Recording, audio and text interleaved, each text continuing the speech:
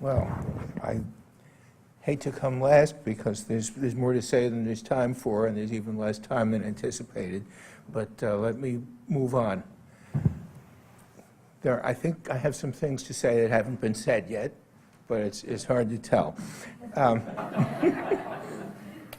want to talk about what the potential is for achieving clean power program goals through behavioral change, focusing on the household sector. There's potential in the industrial, commercial, and transportation sectors, but I'm not going there. I want to talk about the need for behavioral research and the challenge of engaging behavioral researchers. First, how large is the household sector of energy use? The top graph here is a common one. It's divided by sectors defined in one way, where the residential sector looks really small. But if you disaggregate by decision makers, households look much more important because they don't affect decisions only in their residences. Which actions have the greatest potential? Now, I need to say here there have been several different usages of the term behavior around here. I agree with others that all energy efficiency programs are behavioral, but I don't know if I mean the same thing as they do by that.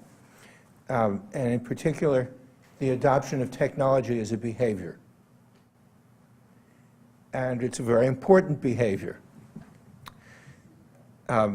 This is from a study some of us did now 6 years ago, looking at what the potential is, and most of the potential lies in what I call efficiency, that is adoption of more advanced technology that uses less fossil fuels and therefore produces less carbon dioxide emissions when it's used, as opposed to curtailment.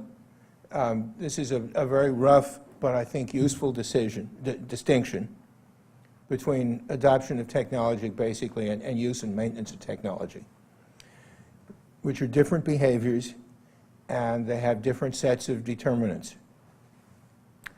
So if you're looking at behavior in the use of technology, what changes behavior there is not necessarily what changes adoption behavior. What this simplified table indicates is that the potential for emissions reduction from equipment adoption is considerably greater than the potential from changes in equipment use after you have the adoption. I think I need to say something here about the concept of behavioral plasticity, which is not the same as the economist's concept of elasticity that talks about behavior change as a function of something measured in dollars.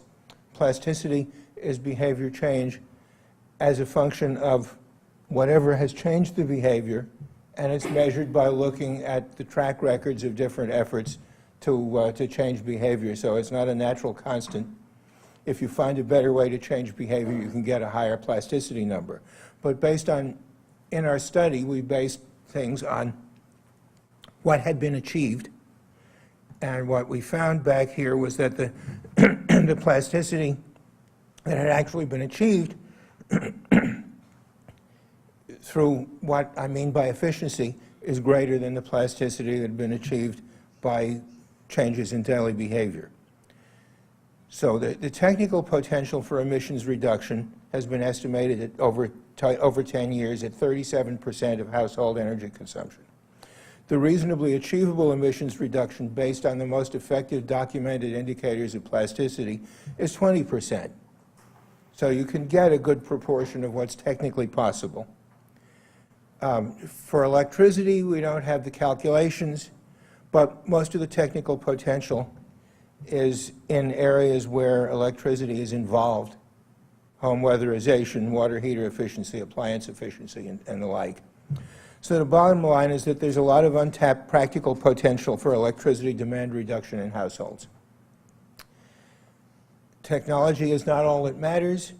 Regulations and financial incentives are very important with adoption of behavior, but they're also not all that matters. And I give you this graph from a study that's almost 30 years old now, based on some programs from the early 1980s, in which a program was implemented through a bunch of different utilities in every case. There were different programs. I call attention to the first numerical column here that talks about the median adoption rates in percent of households per year. And as you go down the rows where the incentives are much stronger, you get much higher adoption rates. But then I call your attention to the right-hand column that shows across the utilities participating in what's ostensibly the same program, you always, in each case, had more than a 10-fold variation in rates of adoption, according to which utility was implementing the same financial incentives. So, within financial incentive programs, there's a huge potential for increased plasticity and increased energy savings. Identical incentives can yield huge variation in response. The most effective programs do far better than the average, and with small incentives, the variation was due. I shouldn't go into this in much detail given the time I have, but with small incentives, the variation was mainly due to getting households to act on the energy audit recommendations. With the strong incentives, the variation was mostly due to getting the houses audited. Once you got them audited, the incentive was so strong that people went through with it. So the success of programs depends both on the households and on the organizations implementing the programs, and getting the homeowner's attention is a major factor when the incentives are large. Multiple factors explain household action and inaction on energy efficiency, including the technology, knowledge, money, but also convenience, trust in information, personal situations in the household and capabilities, transaction costs. The limiting factors vary with the household and its situation, but they can affect each other.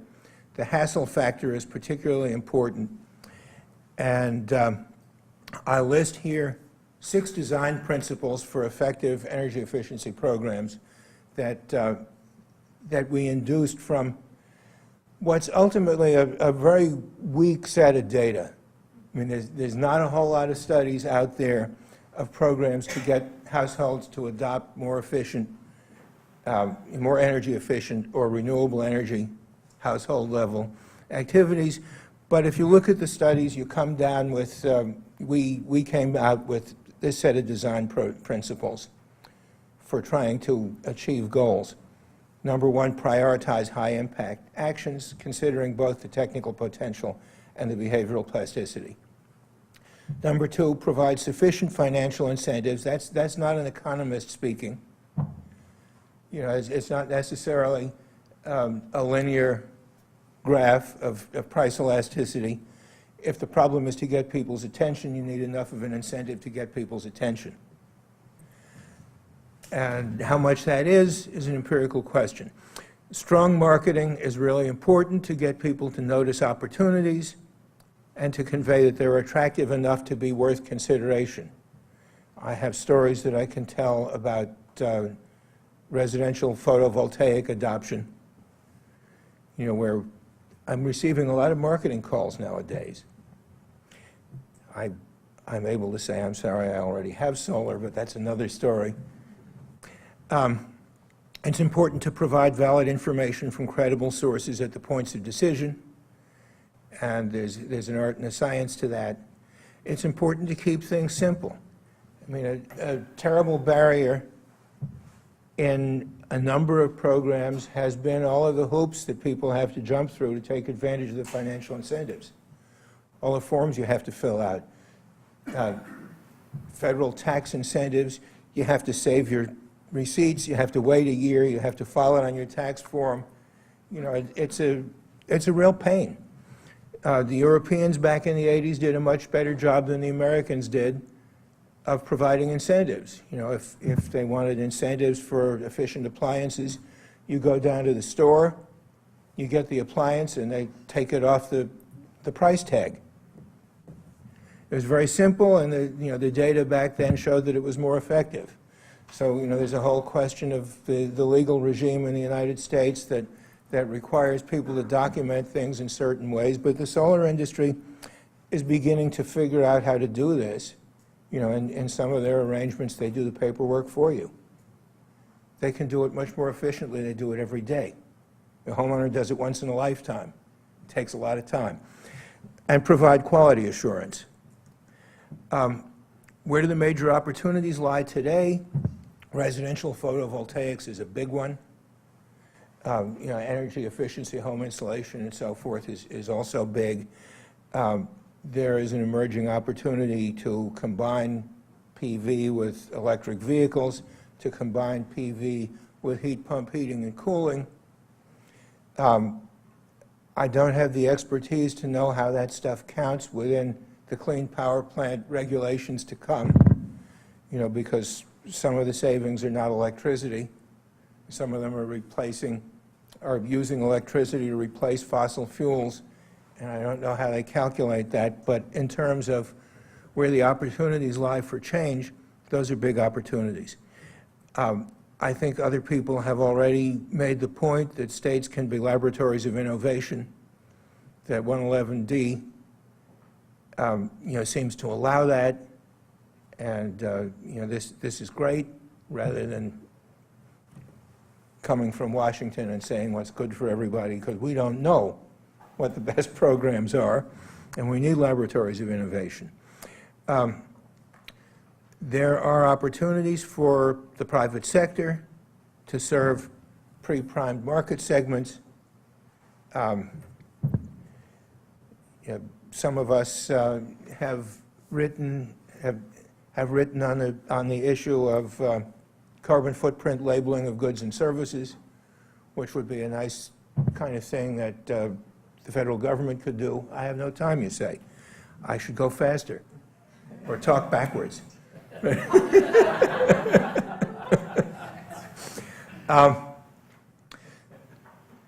I think I have 2 slides. The challenge of engaging behavioral researchers is, number 1, applied research has lower status in academia than, quote, fundamental research. Number 2, there are disciplinary blinders. Economists tend to focus on price and ignore other policy-relevant determinants of behavior, even when the behavior is expensive. Psychologists, on the other hand, tend to focus on less important behaviors, daily behaviors, curtailment behaviors, not investments. The biggest opportunities lie between the disciplines. This issue of reducing the hassle, for example, making it easier for people to go through the process of making investments. And that can create opportunities for fundamental research. This is an interdisciplinary problem.